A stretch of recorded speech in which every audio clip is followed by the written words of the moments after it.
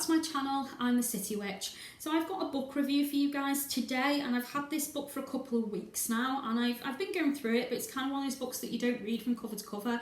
It's not an informative book, it's more of a correspondence book, you know, encyclopedia, one that you look things up in your craft. So for that reason, I can't really, you know, read it from cover to cover. I mean, I could, but I'd be just filled with information I don't care about. So I got this book initially on Amazon, and it was through a seller on Amazon, to be specific, guys, and actually the first copy never arrived, and I spent a fair bit on it. I mean, the book cost me £22 plus shipping, so I think in total it came to like 26 quid. And I waited for a good few weeks for it. The date came and went, and, you know, I inquired about it, and they said wait a bit longer, so I did. And, you know, another week went by and it still hadn't arrived. And when I inquired about it, they were ignoring me, so I ended up having to open a claim on Amazon and get my money back. So Amazon actually sent me a copy from their stocks, which was very nice of them. So I have a brand new copy and got a refund for the other one. So this book is by Judica Ills, and it's the Encyclopedia of Mystics, Saints and Sages, a guide to asking for protection, wealth, happiness and everything else. So here we go.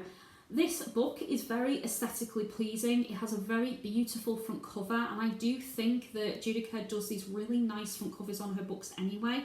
I don't have all of her workings, just the odd book, but I wanted to get this one because I'm recently starting to get into working with mystics and saints. It's not something that I've been working with before in my past and my practice. I'm very used to working with deities and spirits, demons and daemons, some angels, fairies, mermaids, dragons, those kinds of things, and also with totem magic and animals.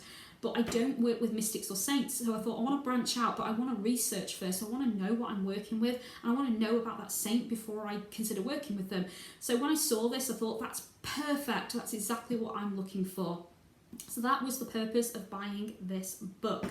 So you've seen the front, so here's the back of the book. If you'd like to pause and read that, please do so now, because I'm not going to read it to you. I'll probably make a mess of it and bugger it up. So you pause there and have a good read, guys.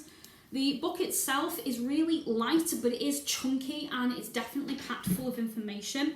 I do want to say something quite early on this video. The page stock is really super thin, poor quality. Now I've been terrified at ripping these pages because just want to show you that is really, really, really thin. Like so thin, I feel like if I turn it and, you know, it catches anything, it will tear straight away. Just to give you an example of a different book that I have here. So the quality of this, the pages are pure white, the thickness straight away, the sound, I mean, that tells you it's thicker. So I worked in a bookstore, so I can tell the difference. I feel like this is recycled paper, which I'm all for. I'm all for protecting the environment, but recycled paper does not need to be this thin. This is so thin, I do feel like if you were just that bit not gentle with it, you would rip it very easily. So if you do get a copy of this book, guys, please be super careful, otherwise you will be ripping pages left, right and centre.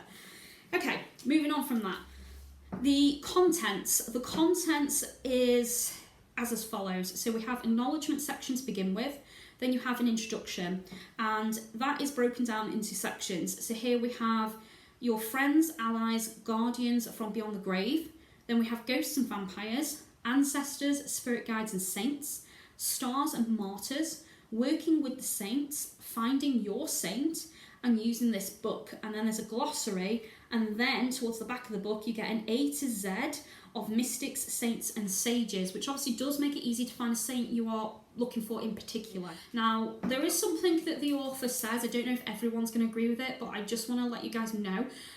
It kind of played in my mind a little bit and I really had to think about it, but she makes a very big point of saying that saints take a pledge in their lives to dedicate themselves to helping others. And she goes on to then say that it doesn't matter what culture that saint comes from, that saint has pledged to help mankind, you know, no matter where you come from. They are supposed to be above all of the petty human squabbles, the politics, all that stuff.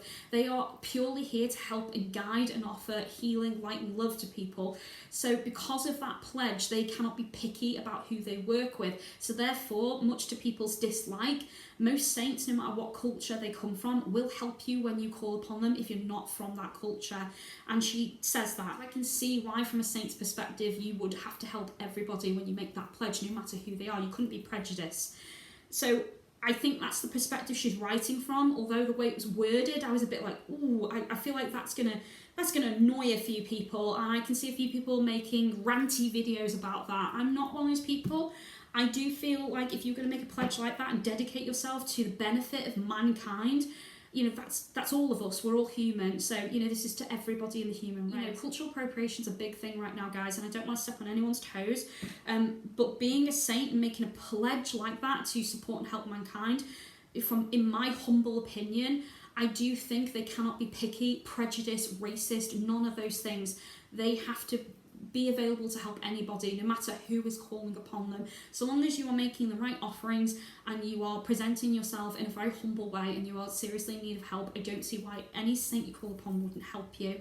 So that's my take on it. But it did take me a day or so to calm down, think about that, and you know, kind of consider what was said from all perspectives.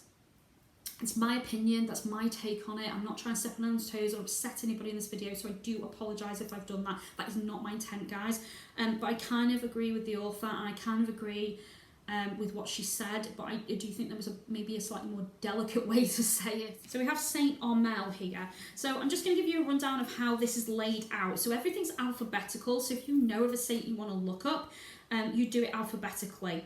And now, I looked up a saint. I recently went to my local cathedral, which is Chester Cathedral, for an open day that they were doing, like a big medieval day where they were doing stained glass window design, they were doing stone masonry, there was beekeeping, there was straw weaving, there was blacksmithing, you know, really good stuff, and there was tours around the cathedral, and they were opening up zones of the cathedral that hasn't been opened up in a very, very long time, and they were letting you handle relics with gloves, and it was an extremely fascinating day, guys. But I discovered, which I didn't know about, that Chester has a patron saint.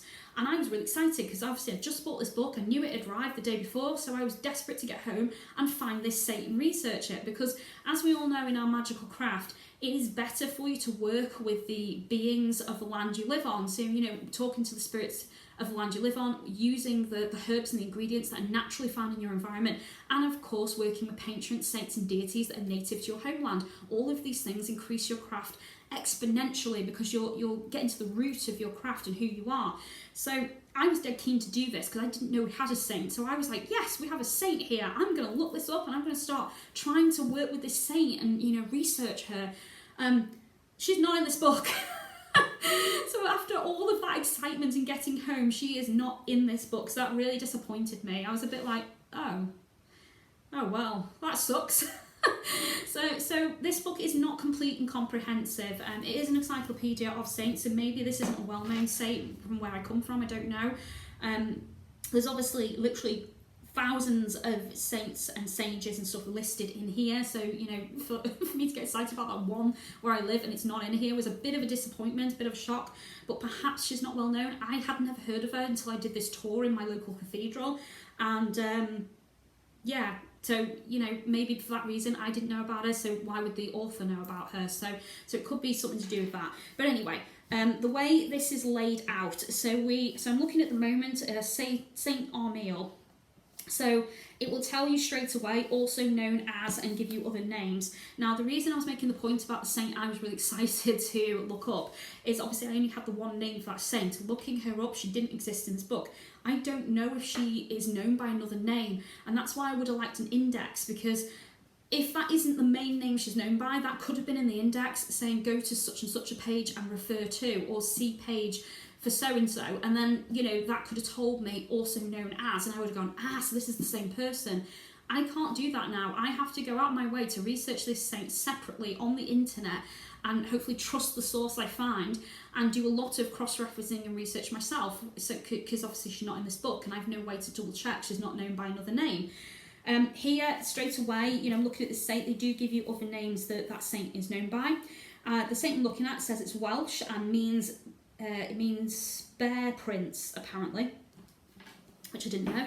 Then there's a classification, so it says venerated in most branches of Christianity. Then gives you a introduction to that saint, you know, what they stood for, where they were from, you know, what dates they were born and died at, you know, what they did that made them a saint, basically. So it says favoured people for this saint is hospital chapels, others who labour in hospitals, and those who bring spiritual comfort to the ailing. So if you're a nurse or a doctor or anybody that does healing of any kind, this saint could be a patron to you. Amil is portrayed with a dragon on a leash, so this is how they look, the icons that represent them, I guess. Then after that it says sacred sites, so this is where they were located, places that were sacred to them. So it says here, various places in Brittany are named in his honour. Saint Armil's jaw is presented as a relic in the Church of Saint Armil, and it tells you where that's located. Feast, so this is a sacred day, so that's the 16th of August, and then it says also see, and then there's a number of other saints or interesting people in relation to this saint you can look up to get more of the story and insight on that saint. Overall, do I think this book is good for a beginner? I do, but it's one of those books where I feel you have it in your collection, and unless you're going to work with a saint all the time, or, you know, saints are going to take up most of your craft and your time, you probably won't use this book as much as you think you will. I feel like this will sit on my shelf and gather dust until I need it, and I feel like the need for it will be less than other books that I've reviewed. But as I want to get into working with saints, sages and mystics, and picking some of those for myself to incorporate into my craft, for that reason I'm probably going to use it quite a lot over the next few months. But then after that, like I said, it'll probably sit on my shelf, probably will get unused until somebody else wants to use it or look up a saint, or until I want to try working with a different saint. But it's still a good correspondence book to have in your collection, and it offers information that no other book in my collection does. I don't have any that talk about other saints or mystics or anything like that, so to have a complete book of that is really good. Still disappointed it didn't have the one that I need to look up, you know, so I'm still going to have to go out my way to research that separate, because I would like to try and work with her, knowing she's the patron saint of where I live. But there are other saints in here I definitely want to start working with, so Saint Expedite is definitely one I'd like to try, you know, start building a relationship with.